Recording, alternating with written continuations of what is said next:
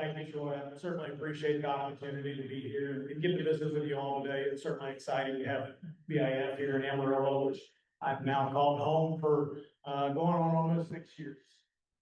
As he mentioned, my full disclaimer, I'm not a geneticist. There are plenty of you in the audience that know far more genetics than I do, and I'm not going to stand up there and pretend to be a geneticist. But what I am here to do today is to share with you some of the perceptions, some of the experience, some of the information that's shared with me by our local cattle feeding community. It's no secret that we feed a lot of cattle here in Texas, and a very large portion of those cattle are fed here in the Panhandle. Certainly cattle fed in other parts of the state as well. But I want to focus today on some of these opportunities that we may have from a genetic standpoint to continue to progress, or maybe in some instances start to progress with certain traits that ultimately do influence feeding outcomes.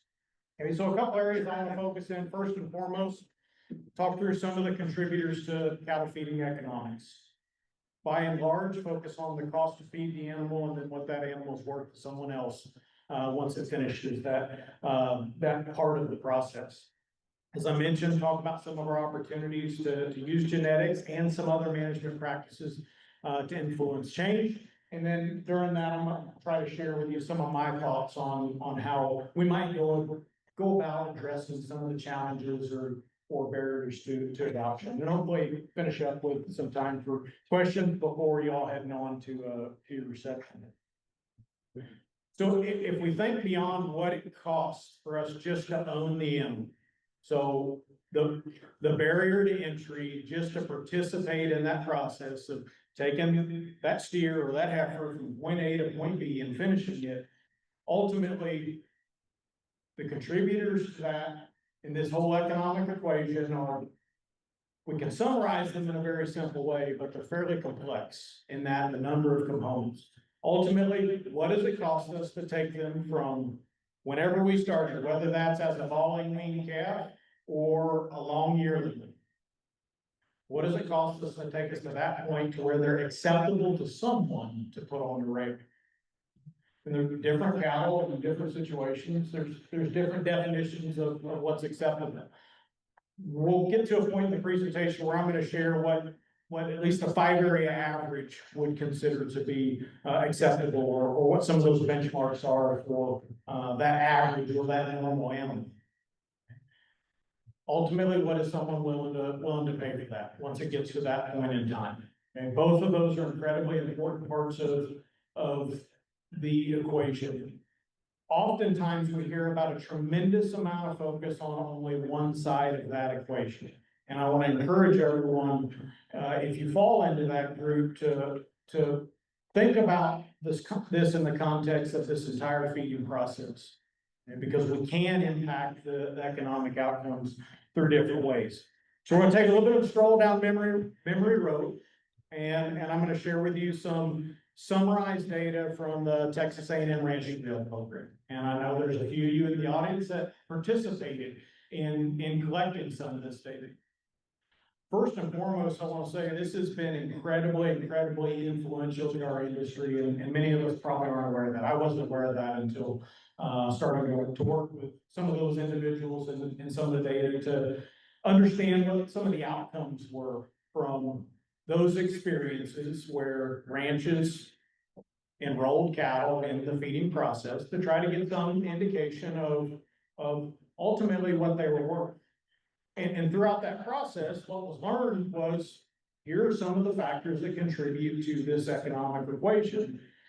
And here are the management practices that specifically seem to have a substantial outcome on that. Now, there's certainly some differences in feeding today than there were 20 to 30 years ago, but I think a lot of these concepts and components of this process still remain true today. The vast majority of the cost is tied up in value of the animal. Okay.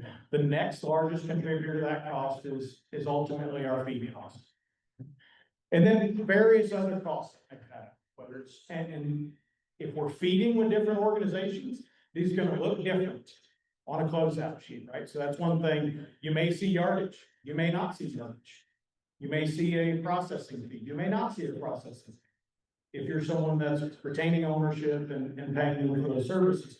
But if we break these down, the vast majority of those costs, so over 90% of those costs are what it takes to own the animal and the amount of feed that we put into it. Okay, so we look at some of those contributors to cost. Of those that I haven't mentioned, shrink is one that we need to be mindful of, what it costs to get them to where we're trying to finish them. Obviously, feed that's been mentioned, vet medicine, processing, potentially yardage if the other costs aren't allocated differently. What it costs to finance that if we're not using cash to feed those cattle. And that's an important one I'll bring back up here in a moment. Risk management. Okay, what does it cost to participate in some of the risk management products that are available to us? The transportation from that to the packing, and then potentially, depending on where we're marketing those animals, if it costs something for us to participate in that marketing program.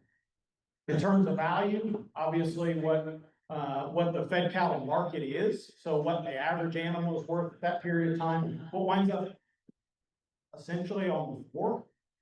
Okay, so what we don't get paid for on a dress basis, and then any premiums or discounts that might be associated with things that the packer perceives to be valued by the consumer or not valued by the consumer. All right, so I'm going to cross out the ones that we're not really going to spend much more time talking about, but from a genetic standpoint, the ones remaining on the screen are the ones that I believe we still have tremendous opportunity to influence. Okay. So fast forward, and if I try to simplify that pie chart a little bit and what it might cost to finish cattle today, cattle are expensive, right? That should not be a shock to anybody that's sitting in the room. So right now, making up almost 3/4, or actually a little over 3/4 of that overall cost just to own the animal. Interest is one that I want you to look at. If we look at financing that entire endeavor, including owning the animal and paying to feed that animal, we're looking at somewhere in the vicinity of $100 a head to finish a year right now, just in the cost to borrow the money from someone else to participate in that process. Our other costs are going to be just shy of a quarter of all that. So if we think about how we might use genetics to influence some of these outcomes, we've got a tremendous number of genetic tools at our disposal. They're changing very quickly. And I think that's a really, really exciting time in the industry for us to be able to participate in. That doesn't necessarily always make things easier, especially when you're on the decision-making side of that equation. I know there's a number of you in the audience that are making those decisions that ultimately have substantial influences on commercial cattle. Okay. Ultimately, if we want to impact this, the two things that I've already mentioned that are critically important, what it costs for us to feed the animal, what that animal's worth. We're going to spend a lot of time talking about those things. But the other that I think is important that we could certainly use some continued effort and focus in is decreasing the risk of a production failure. Is that animal going to survive the process or not? That's incredibly impactful to economics of feeding cattle. So if we think about health and go back to some of the summarized data from that ranch rail program, many of you probably don't realize that what we now commonly refer to as weaning and preconditioning programs, and most of them have some name, whether it's a sponsor or a group tied to them. This is the data that those programs were born from, based on the observation that if we do X to cattle before we do these other things to them, stress them, ship them to the yard, if we do these things, or ranchers that did these things to them, they observe better health. Okay, less sickness, reduced treatment costs, less likelihood that that animal does not survive the process. So we start thinking about those and talking about them. They're based on those premises that if we do these things to reduce or spread out some of this stress and make sure X, Y, and Z is happening to this animal before they get to that point in the process, they're more likely to survive it. If they don't survive it, the value of their genetics, all the time and effort we've put into trying to make a premium product, whatever your definition of that is, doesn't matter. Right. They're never going to contribute to the beef supply chain. So how do we influence? My understanding as non-geneticist is a lot of our efforts to try to develop selection tools and EPDs for health have been largely unsuccessful. Because they're so heavily impacted by the environment. And then we take, we're only talking about fractions of the cattle that are impacted, right? So we start shaving away numbers that way. It's become very difficult to try to develop a tool that we can use to influence that change. This is where, as a non-geneticist, my opinion is, let's go back and make some selection based on phenotype until we have the tool that allows us to focus on the genetic side of it. Because if, from a phenotypic standpoint, if that animal got sick, I know with no doubt its genetics were not resilient to the things that caused it to get sick. Okay, generally speaking, we're talking about respiratory disease. Okay? Half to 3/4 of the incidents of cattle that died during that process, we're talking about urine.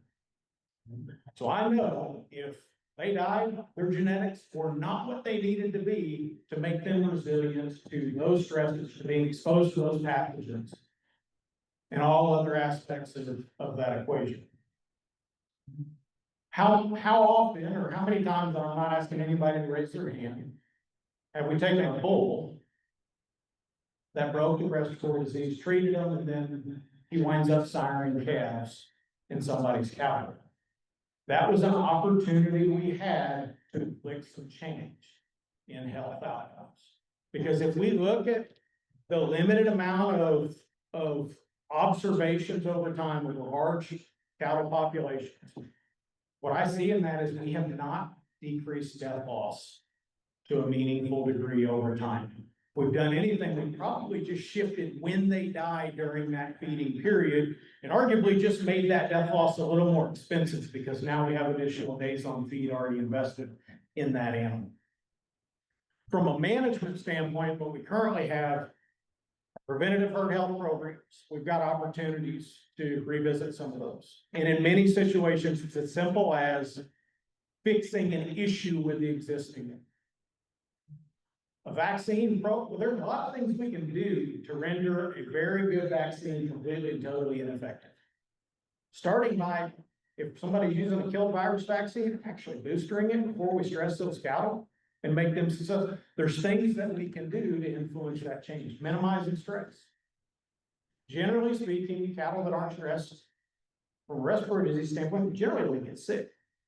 Okay, so what can we do? We can't completely avoid it. That's part of our production system, but what can we do to influence some of those things? And then ultimately selection against those things. Selection against mortality and morbidity phenotypes.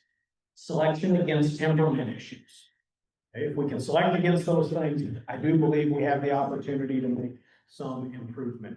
The one that I commonly hear as I ask questions to feed yard operators. So if I could convince people to do one thing differently with their calf crop, what would it be? The one that I commonly hear on repeat is get them to feed a mineral supplement. Because we know that it doesn't matter what all we throw at the animals, they're mineral deficient, their immune system's not going to work the way that we need it to. Now, one area where we have seen, I think, some progress, and now we have some tools that are available, would be in the space of congestive heart failure. Something that those that have experienced it have certainly understand how expensive and how problematic that can be if your cattle have been affected by it. Talk a little bit about feed efficiency. Think about the average animal over the past 20 to 30 years. How many of you think the average animal we have changed and improved how efficient they are? I'm not seeing a lot of hands go up. All right, one or two. There are a lot of cattle we have improved efficiency. How many of you are familiar with something called the Cornell Net Energy System? So we're going back to my nutrition roots, Troy. Dave knows what we're talking about. Developed a long time ago. If we adjust cattle for different body sizes, guess what? That system still works. We've not changed the underlying biology and genetic or of efficiency in that animal. At least not to a meaningful degree when we start looking at large populations of animals. Now, that doesn't mean there aren't some that are more efficient, and we've certainly made progress in some areas, but as a whole, I think that progress has been very limited. Okay, so what is some improvement in efficiency work for the industry? Here's the assumptions, and they've been up there for a little while. Okay, this would be a little high cost of gain for our current feeding environment. But what I've done is I've calculated incremental changes or improvements in feed to gain. Okay, and I'll revisit that here in just a minute. And what that looks like from a cost savings on a dollars per head standpoint. We've not changed anything other than improving feed to gain. The cattle are still eating the same amount because they're eating the same amount, the more efficient with it, they gain more. They spend fewer days on feed. But a 10% improvement on a 6.5 to 1 feed to gain is worth almost $100 a head. Applied across the entire group. Okay. I'm gonna argue there's probably nothing else we can do right now that we make a 10% change in that has that much impact on cattle feeding economics. We'll look at what some of those other contributors are. Okay. There's been a lot of focus and emphasis in RFI as an opportunity to make some of that change. Now, there's automatically, I know there's people, I've mentioned RFI, so there's some people that are mad and there's some people that are happy. Okay, hopefully most of you are somewhere in between those two things, okay? But RFI can be a valuable tool, but if we apply selection pressure for reductions in residual feed intake, what's the phenotype outcome? Cattle eat less. I'm happy about that if I'm selling weaned calves, and I don't care about the value of that calf later on. I don't think that's a good headspace to be. Okay? Decreasing intake is not necessarily a good thing when we put cattle on feed. We want them to eat. Now, there's a happy medium. If we've got an overly aggressive feed collar and we've got too much intake potential built into those cattle, there are digestive consequences of that, right? So there's a happy medium.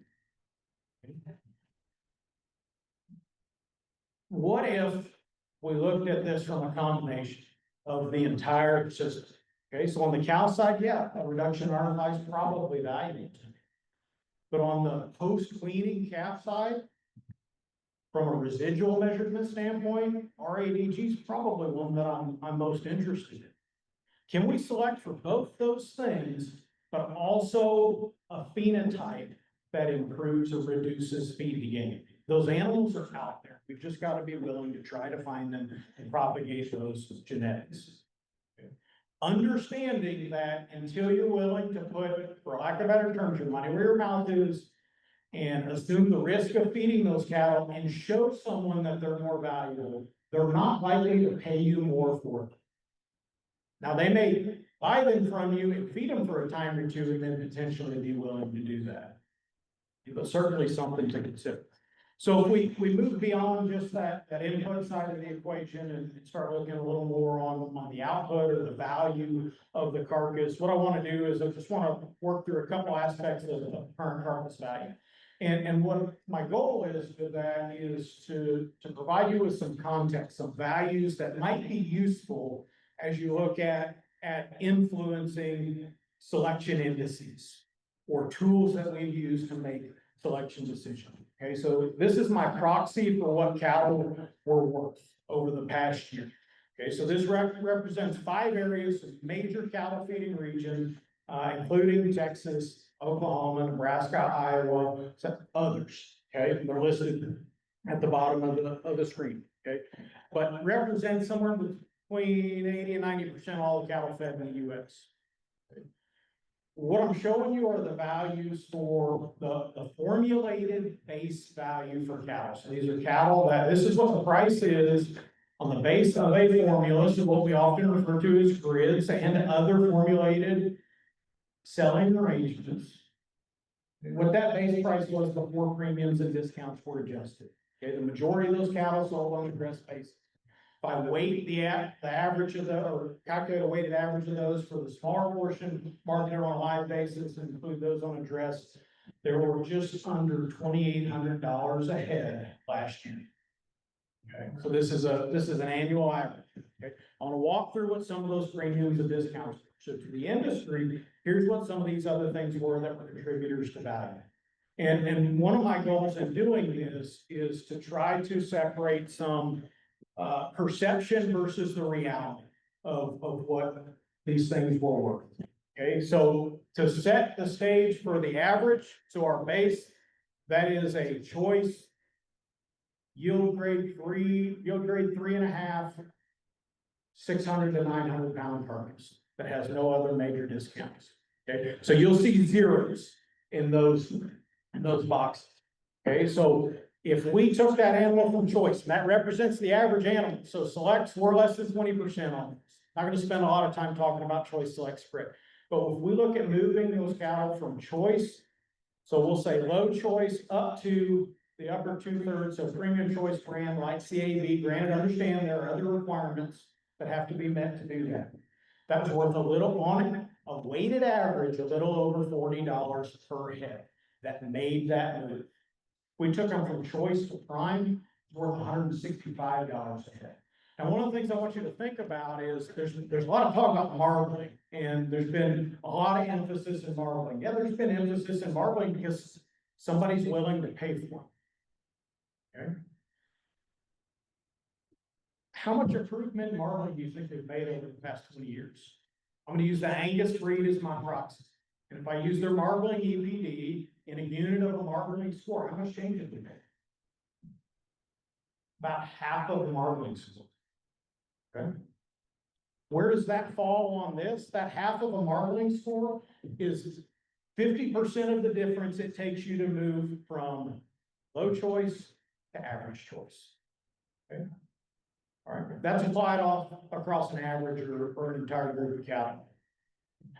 Reality is, we don't get paid on marbling score. We get paid if cattle are marketed in this way based on which category they fit into. So what we're really looking at is how did we move a portion and which portion now qualifies for this? So in reality, we're not looking at if we make that improvement, we haven't increased the value of 100% of the cattle that made that movement. We've really increased the value of about half of the cattle. And we've seen, if we look at the historical changes from select over to prime, we factor in days on feed because we do feed cattle longer. It's a pretty good job of explaining that change that we've seen. Okay, so yes, we've made some change in marbling. I don't think it's been as extreme as is often alluded to. Certainly a valuable premium if we can do that and be mindful of doing that without bringing other negative things across the line or bringing with it, which it's been looked at numerous times. And the general consensus has been, if we're mindful of a few things, we can make that change without a lot of negative things that come along for the ride with it. But let's go back and put that into perspective of what that animal's worth. On an animal, the average animal that's worth $2,800 a head, I've only added $165 to it by moving it from choice to prime. We'll say $200 to it to throw in the CAD premium on if they qualify. Okay. So that's less than 10%, that's 7 to 8% of that animal's overall value. Meaningful, yes. Is it the major determinant of what that animal is worth? Absolutely not. Okay. Yield grade, there's been discussion about yield grade. And I think what this table will do is put some validity to likely what some of the things that Dr. Lawrence and others have shared. And I know some of that was borne out and discussed in the panel discussion earlier. The signal has been that if we make a change in yield grade on these formula marketed cattle, it's not going to make a tremendous splash in the overall value of the animal's carcass. Where we've seen the change has been erosion in yield grade 4 and 5 discounts because tallow is worth something, or at least more than it was once upon a time. And there's some trade-off there with, as we take cattle to that degree of maturity, we do ultimately see some other carcass benefits from that, right? So what we use yield grade for on the feeding side, though, is proxies for how finished cattle. That is generally our indicator. If we're hitting the average of yield grade 3s and 3.5s, that tells us they're done. They're where they need to be. We fed them too long. If we start seeing lots of 4s and 5s, we probably haven't fed them long enough based on what the opportunity was in that animal if we're killing a majority ones and twos, and that rarely happens, especially in today's market. Okay, the signal has been, we don't want to kill small ones. And to some degree, we're okay with killing big ones as long as they're not incredibly large. And we've seen some change in movement in those large carcass discounts over time as well. But if we look in that 600 really to less than 1,050 range, there's not really a meaningful discount. So the incentive, and I think this has been discussed, has been, yeah, we're not decreasing the value of the pounds we already have by making this carcass a little bit larger. The economics say, and I know that Dr. Warren shared some of this with you, go ahead and do it. It makes sense to continue to feed them within reality in the system. Now, maybe a little bit off of what the focus is, but if we look at natural type cattle, whether in NHTC or all natural, and this is a very small minority of cattle fed in the US, we're looking at somewhere between $200 and about a $275 total premium for cattle that qualify for that enrollment. I don't have to spend a lot of time going through the data to make the decision that I can beat that most of the time with utilizing growth promoting technologies. That's why 95+% of cattle that are fed in the US receive those. Few others that we have some opportunity to make changes on bullock and stags. Okay. Going back to that health discussion, castrate them and castrate them as early as possible. They're not going to continue to be bulls. Okay. That's one opportunity we have to influence that change. There's a lot of other value in doing that and not having a buller that still has a testicle in the pen. Okay. Our hard bone, obviously, maturity are greater than 30 months of age. If we're feeding heifers, this is something we're going to be concerned with. There's certainly some other conditions environmental conditions, management conditions that might influence those things, but we're still talking about a very small minority of cattle that would apply to. Dark cutters from a genetic standpoint, back to that temperament discussion. We have some ability to influence that through making some genetic selection for docility. Now, there's things we can do and make docile cattle cut dark. Okay, some of that is out of our control unless we're making decisions about delivering feed to those cattle on the morning of shipment, or how long those cattle might sit somewhere without feed, or what the weather has done in October or in April, where it's bounced 70 to 80 degrees in a day or two's period of time. Okay, I know we're growing short on time and certainly appreciate being able to be here, and I want to leave a little bit of time for questions, and we can go back and discuss any of those values that I've shared with you. But I do think we have a tremendous opportunity to pursue progress, but do it in a way that avoids antagonism. That doesn't necessarily mean that it's easy. We go back to some of those things that Charlie shared with us early. If we're only looking at 3 EPDs and making those decisions, we're not going to make some of these improvements that we either think we've made or that are economically relevant to the feeding process. Okay. We've got access to a tremendous amount of information. Being somebody that gets to sort through some of that information and make a very small number, but still some breeding decisions, there's challenges associated with that. There's value in indices.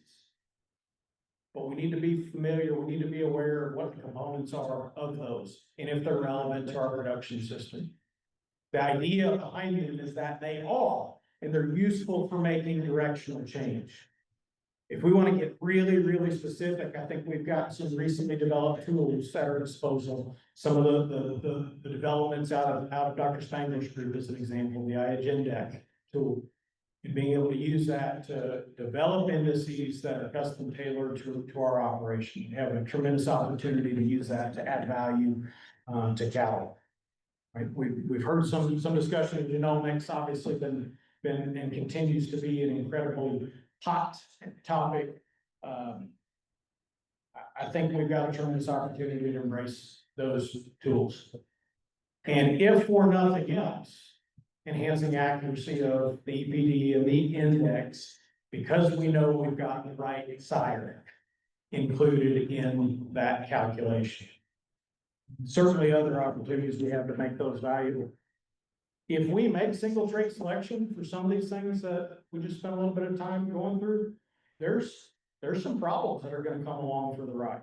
Let's back up here just a second and talk about one of those on the carcass weight. There's been talk and discussion about carcass weight here, right? How big of a cow does it take to yield a steer calf that kills with 1,000 to 50-pound carcass if we're killing them at 6/10 of an inch back fat? Promise you, it's not nearly as big of a cow as you think it will take. If I back out of that, just simple math with dressing percent, I can easily do that with a 1,400-pound cow. One of the reasons why we see these numbers push up as high as they are, there's a lot of cows out there that weigh 1,400 pounds anyway. So those are certainly things we need to be mindful of. If we only focus on output, we're gonna make bigger cows. We've done it, we've seen it happen, right? And that's something that I do think we do need to be incredibly mindful of moving forward. And the cost of that back to the source of those animals that are necessary for the rest of the production system to continue to go around. I appreciate your all's time and certainly, if we've got time, Troy, I'd like to entertain any questions that you have. We can go back and look at some of those numbers or data if you'd like to, but certainly appreciate the time and opportunity to be here today.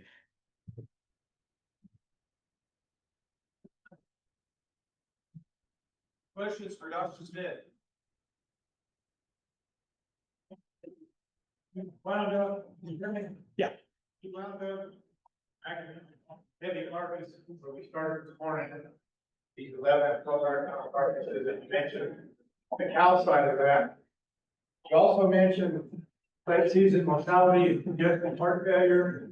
What about the steer side of that? Is there a biological cap to that somewhere?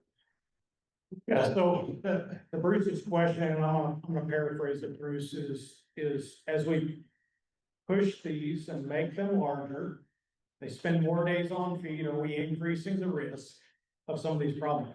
I think absolutely yes. One of our greatest risk factors of death loss is how many days they're gonna spend during that process, right? And so that is something we need to be mindful of as we make decisions to extend days on feed is if one of them dies during that process, was that a wise decision for us to make? Also understanding that we're generally not calling the packer up today to say, I'm gonna ship cattle to you tomorrow, okay? They're probably not gonna return your call. We're looking at oftentimes scheduling cattle a month or more in advance, right? And so that's one of the things that the yard is doing is making those decisions far ahead of time. Now, that's certainly gonna be different for some negotiated cattle and some of those, but back to your question and point, Bruce, is my opinion is absolutely yes. We've seen those bear out in those cattle that spend a lot of time in feed. They were high potential genetics. Maybe at times we've injected too much gas into them. Right? We add a little bit of heat stress and some other conditions on top of that, we create an opportunity for catastrophe. I think those are things we need to consider. Absolutely. Dr. Rush. Nice job, Jason. I don't know if this is a question or more just sort of a thought to consider on RFI and the effects of reducing intake. We played around a little bit of that, some limit feeding some cattle, but the idea we could improve feed efficiency. It worked until we got the carcass down. We took a set of cattle from 25% prime down to 9%.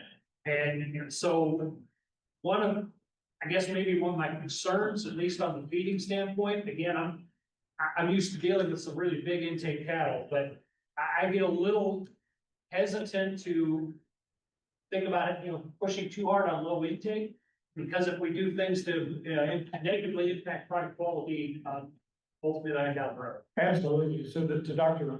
Rushi's point in that there are consequences when we start pushing intake down in cattle. And as we look at marbling development, what is marbling? It's intramuscular fat. what does it take to increase fat in the animal? Takes excess calories. Okay? And so when we start restricting intake, if we don't counter that potentially with additional days on the feed, then absolutely, I think that's a consequence that may be out. Now, does the larger data show that selections for RFI drive reductions in marbling? I'm not aware if it does or not. I can't comment on that. But from the lemon feeding standpoint, I think that makes biologically, I think that makes sense.